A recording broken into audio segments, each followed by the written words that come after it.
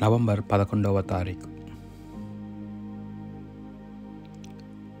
పునీత tours Martin గారు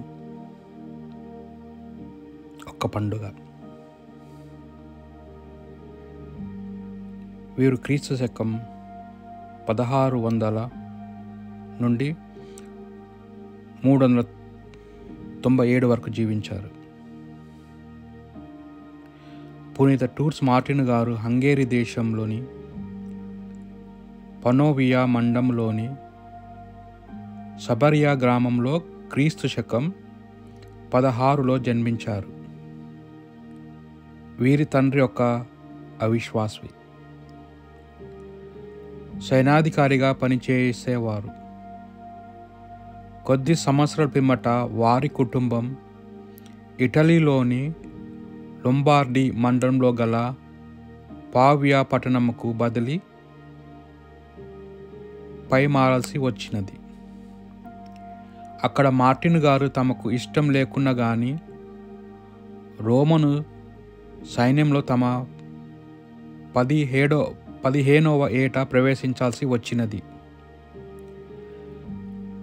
సైనికోద్గా amens గౌలను పట్టణంలో గడువుతుండగా మార్టిన్ గారు జ్ఞానస్నానం పొందటానికి కావలసిన తర్ఫీదు ఉపదేశాలను పొందుతున్నారు. వారు ఒకసారి నగరంలో వెళుతుండగా ఒంటిపై వస్త్రం లేక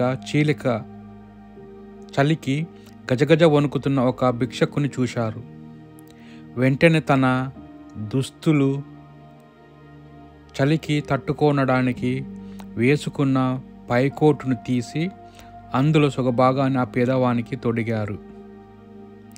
మిగిలిన సగం కోటు ఫ్రెంచి రాజుల దేవమందిరంలో పునీత మార్టిన్ గారి కోటు పేరిట భద్రపరచబడినది.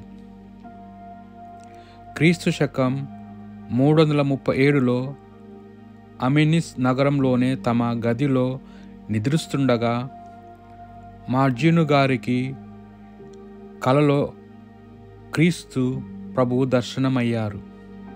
ఆ ప్రభుని దీన ముఖ అరవందమే వారి కంట ముందు కదలాడుతోంది. ఆ ప్రభు సేవలో